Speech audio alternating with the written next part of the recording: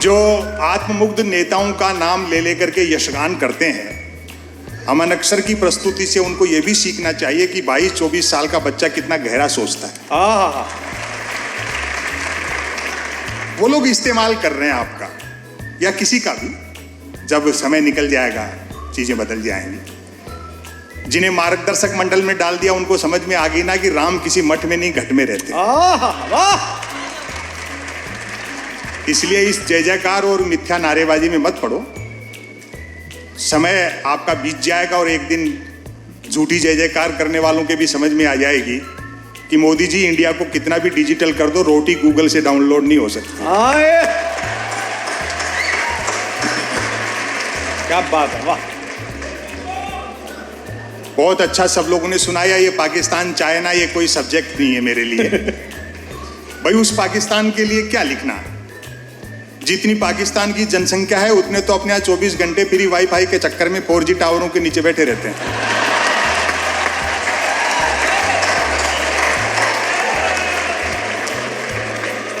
और चाइना से युद्ध हुआ तो इस बार आर पार की होगी, 62 वाला हिंदुस्तान नहीं है।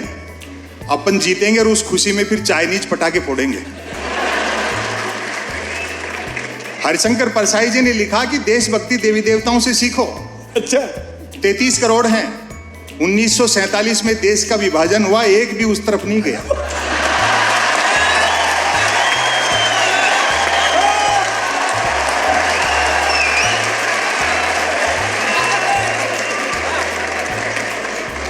देश से हम भी मोहब्बत उतनी करते हैं, लेकिन मिथ्या राष्ट्रवाद और सच्चे देश प्रेम में अंतर होता है। क्या बात है। समस्या यह है कि सीमाओं पर भूना कोई जाता है और राजनीति में भुनाता कोई और। हाय हाय वाह। राम को लेकर के क्या बढ़िया गीत सुनाया। जितने प्रायोजक यहाँ बैठे हैं, जिन्होंने अपना समय, श्रम और गाड़ी कमाई का पसीने का धन इस कार्यक्रम के लिए दिया है, हम कभी लोग उनका आभार प्रकट करते हैं। दुनिया में पैसा बहुत कुछ है लेकिन सब कुछ नहीं है। आपके धन से कितने लोगों के चेहरों पर मुस्कान आती है और कितने लोग एक चिंतनपूर्ण सामग्री साथ लेकर के जाएंगे, ये बड़ा यज्ञ है। बहुत बहुत बहुत। जब राम पास में थे तो सीता को सोने का हिरण चाहिए था, और वही सीता जब सोने की लंका में बैठी थी तो हाय राम टैलेंटेड इंडिया न्यूज ने बहुत अच्छा चयन किया कवियों का, ये भी अच्छी बात है। आज देखो क्या बढ़िया गीत हुए। अभी तो 5-7 दिन पहले कवि सम्मेलन में फंसे। कवियत्री ने सरस्वती वंदना की और बहुत बेसुरा गा रही थी। वंदना के बोल थे, मां मुझे स्वर का ज्ञान दे। मैंने कहा भाई वंदना अपनी जगह है, मांग वाजिब है।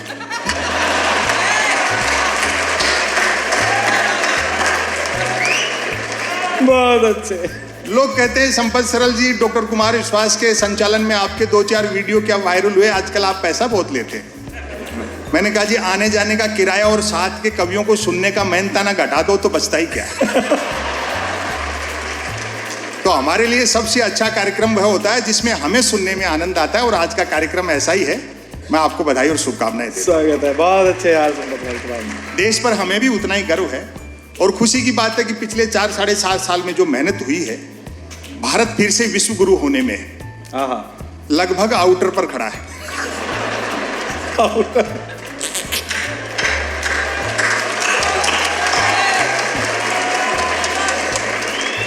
और वैसे भी उस देश को विश्व गुरु होने से कौन रोक सकता है जिसकी जेलों तक में संत महात्मा रहते हो।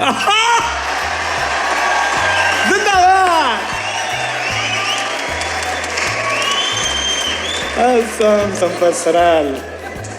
जबरदस्त हास्य का माहौल है, कहीं तनाव नहीं है।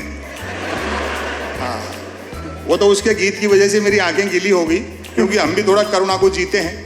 वो किसी शायर का एक शेर है ना कि हंसता हूँ आसपास के आंसू समेट कर, वो क्या खाक हंसेंगे जिन्हें रोना नहीं आता। आए।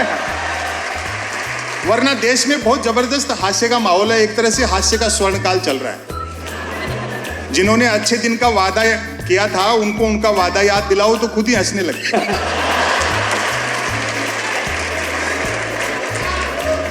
विकास का एजेंडा कहकर के आए थे, कुर्सी मिलते एजेंडे के विकास में लग गए। और सवाल खड़े करो तो जूता निकालते। प्रधानमंत्री खुद इतने गुस्से में रहते हैं कि जिसको पीटने दौड़ते हैं उससे आगे निकल जाते हैं। बहुत अच्छा आप सब लोग सुन रहे हो।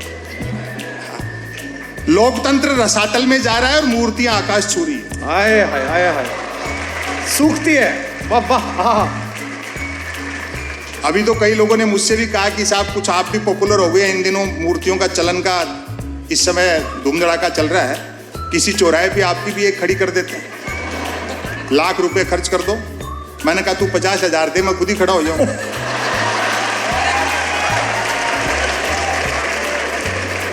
मेरे ये समझ में नहीं आती कि नेहरू को छोटा करने से पटेल कैसे बड़े हो जाए। आए हाय, वाह वाह।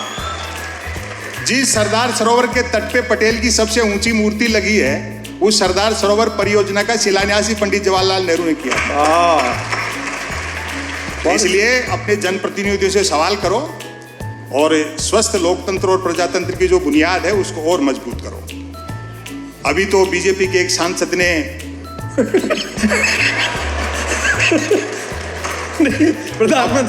प्रधानमंत्री ने कहा था मेरा बूथ सबसे मजबूत, उसने मेरा बूथ समझ लिया।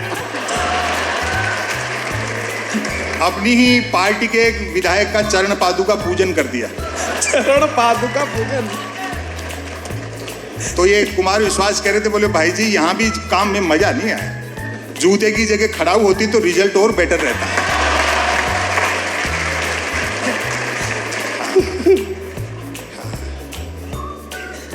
मीडिया के लोग यहाँ बैठे होंगे, ये भी बहुत हंसा रहे हैं सर।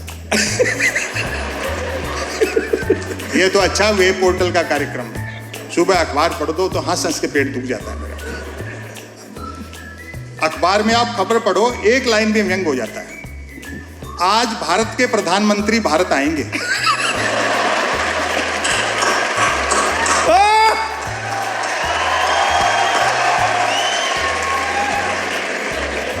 मैंने कहा भैया खबर बड़ी है, सेलिब्रेट करना चाहिए।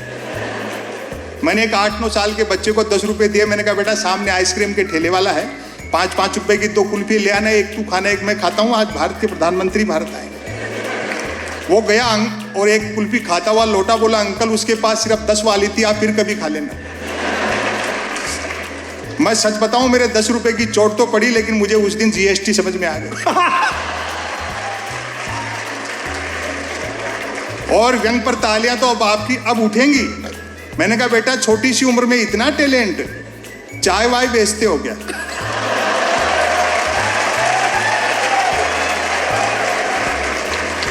बोले नहीं अंकल मैं तो पढ़ता हूं। आप जानते हैं ना अनपढ़ के लिए पॉलिटिक्स के अलावा कहीं स्कोप नहीं है। अच्छा है। मैंने कहा क्यों, साधु बाबा बन सकते हो, डेरा आश्रम खोल सकते हो, कथा प्रवचन कर सकते हो। इस बार जो बच्चे ने जवाब दिया आपकी मोहब्बत मिले, बोले अंकल वो तो और मुश्किल है, साधु बाबा बनने, डेरा आश्रम खोलने, कथा प्रवचन करने के लिए सिर्फ अनपढ़ होना ही काफी नहीं है, अज्ञानी होना भी जरूरी है। कमाल है। दिस इज कॉल्ड संपत सरल। वाह। गांव का देहात का आदमी किसी मंदिर मस्जिद के झगड़े में नहीं पड़ता, राम तक से मजाक कर लेता है। वो कुमार बाबू एक आदमी का घर था शमशान घाट के पास में और वो नई नई भैंस लाया। सुबह सुबह जैसे ही भैंस को दूने बैठा, उधर से एक अर्थी आ गई, राम नाम सत्य, राम नाम सत्य। इतनी भीड़ और झूठे लोगों से राम का नाम सुन करके भैंस बिदक गई, लात मारा, दूध डुल गया, उस गरीब का नुकसान हो गया। वो जैसे ही दूसरे दिन फिर भैंस दूने बैठा, उधर से फिर अर्थी आ गई, राम नाम सत्य। उस गरीब का पहले दिन नुकसान हो गया था। उसने पहले जाकर के अर्थी वालों से पूछ लिया, क्यों भाई कल वाला लिए घूम रहे हो या कोई ताजा मार लाए?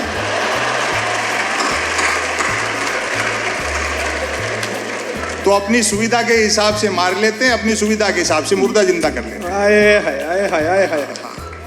लेकिन चीजें बदलेंगी भी, ऐसा कुछ नहीं है। जैसे इंडिया डिजिटल होने से कई फायदे हो गए। आप न सिर्फ 1 करोड़ का लोन 59 मिनट में ले सकते हैं, बल्कि 59 करोड़ का लोन लेकर के 1 मिनट में भाग भी सकते हैं। और बड़े व्यापारी लोग यहाँ बैठे हैं। बिजनेस तो इतना आसान हो गया डिजिटल इंडिया होने के बाद कि बस पूछो मत। अच्छा। मैं तो अभी पिछले दिनों दवा खरीदने गया दुकान पे, तबीयत खराब नहीं थी, दरअसल एक्सपायरी डेट की दवाइयों पे डिस्काउंट चल रहा था। संयोग से उस दिन धनतेरस थी, तो दवा वाले ने पूछ लिया आज कैसे। मैंने कहा 2 कारण है, एक तो धनतेरस थी तो कुछ ना कुछ खरीदने का रिवाज है,